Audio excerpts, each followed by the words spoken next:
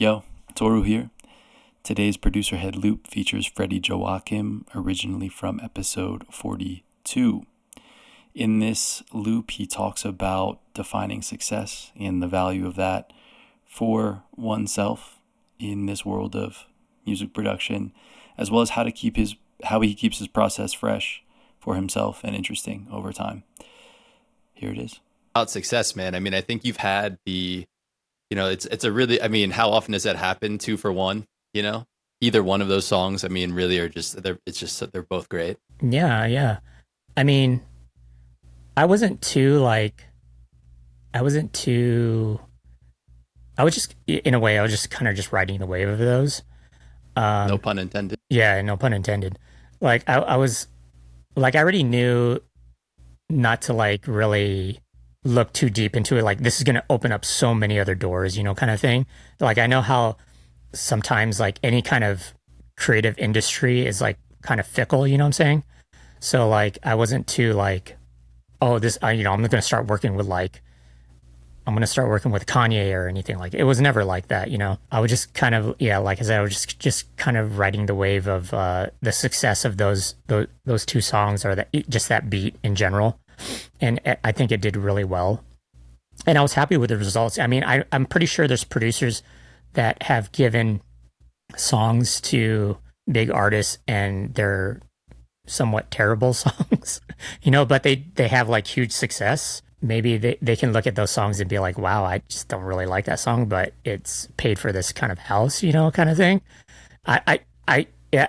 Would you define that as success? I guess maybe in some aspect, even though you're not completely in love with the song. But lucky for me, like both of those songs came out really well, and I'm really happy with one the artist who actually picked up those songs. It could have been anybody, like any kind of rapper, but at least it was two like real lyricists for the most part, two really good talented rappers that picked up that song.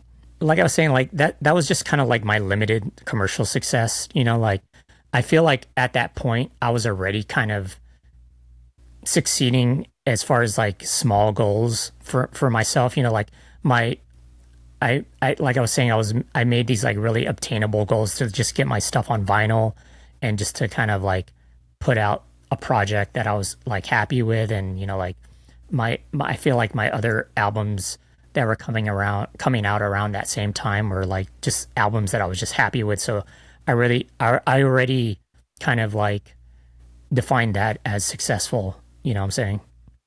And, like being able to take that money that I made from whatever and then just kind of put that into building a studio that I really was kind of like the studio of my dreams in a way. That I feel like that's a big accomplishment as well, like, there's a lot of like young producers that really they're just making stuff on like a laptop in their bedroom and, having the ability to have like my own space and everything. That was kind of like a huge deal for me, Yeah, man. I mean, I think you have a lot to be proud of, congratulations. When you describe some of those other goals, outside of the more commercial success, they really all, what I notice they all have in common is that they really are things that are within your control. Releasing something on vinyl, making something that you're happy with. Is that a really conscious thing? Yeah, I think so. I mean, of course, nowadays you can do any of that stuff for the most part. I mean, as long as you save enough money, you can press whatever you want on vinyl, There's a bunch of like vinyl manufacturers available. But I feel like as like a younger producer, like I just didn't have the funds or the opportunity to release stuff on my own. So I didn't really have those opportunities unless like a label was really keen to release something with me. I don't know. Like I feel like a lot of artists, they have the resources now that are readily available nowadays, whereas like 10, 15 years ago, it wasn't. It was available. It just wasn't as obtainable as it was now. Yeah, I hear that. And I think even still, I think the thing that's interesting is that you're talking about putting out the record versus like how the record quote unquote performs, and maybe in terms of sales or listens. And I think that seems to be a really intentional thing. And I'm wondering, like, did you learn that somewhere? Is that something that you just kind of implicitly understood? Yeah, like I was never, even to this day, I was never really focused on the numbers as far as like streams or as far as like sales or anything. I would think I was just more about like, I kind of treated almost all my albums as kind of just like personal projects, you know? And as long as I got it out and as long as there was a good amount of people that were willing to listen to it, I was happy with that result for the most part.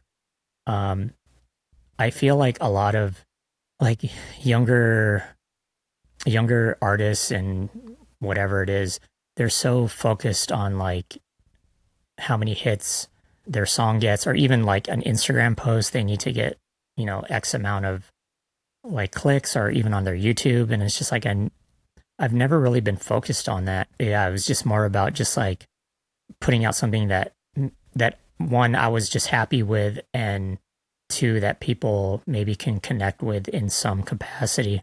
I don't know. Do you feel like that's something that like you're just so focused on what it is that you're doing that those other things don't come up, or do you like feel those things come up and you kind of just ignore them or push them aside? I mean, they do come up. I don't think I completely ignore them. Like, say, if I'm making a song, like, say, if I'm making like a single or something like that, I kind of want to put out something that I feel like the majority of my listeners will enjoy. And that would probably get more hits, like on just like a single. But I don't take it too seriously, like I don't take it like to the point where like, oh, this is never gonna like, nobody's gonna listen to this, or nobody's gonna purchase this, or whatever it is. I think it's more about just like, I put a lot of faith in my listeners in general. I feel like if they're listening to me, then I'm pretty sure they have somewhat decent taste in music. So like whatever I kind of like put out, I feel like they're just going to enjoy in general. So Yeah, it sounds like there's a strong sense of confidence now in what you do. yeah, I think that it comes part with like being overly critical of myself as well.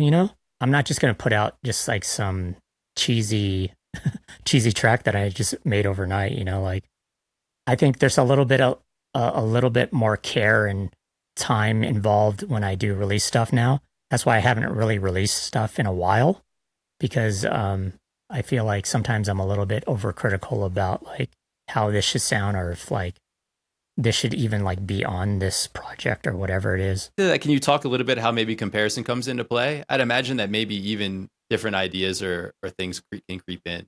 Like when I make music now, I do sometimes listen to tracks that I've made like 5-10 years ago, just to see like where I was creatively at that time and how I kind of approached or even programmed songs, like how I do it now. And there are like comparisons where I'm like, oh, this is like, how come I don't make beats like this anymore? Or like, how come I don't use this way of working anymore? And then that kind of like makes something in my brain kind of like go off and be like, oh, you need to like try to like revisit this kind of style again. Because, just looking back on like a particular track, I can be like, oh, like I remember how I did this, like I remember how everything was kind of arranged or whatever it is.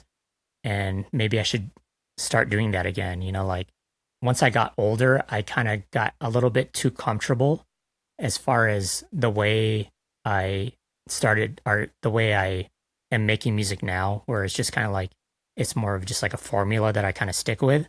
And then I should really kind of like just throw away that formula again, and just kind of like took all the stuff that I've learned in the past and kind of just create something a little bit different from what I've been doing. And I feel like sometimes that when you do have that formula, you do get bored of making music, because everything is so kind of like ABC, kind of like straight lined. It's good to kind of like get out of that and try not necessarily something even new, but just something that you kind of forgot how to, or you don't really apply that same formula in what you do now, Yeah, so it's sort of in terms of just kind of maybe evolving a little bit as an artist in terms of just changing your process intentionally.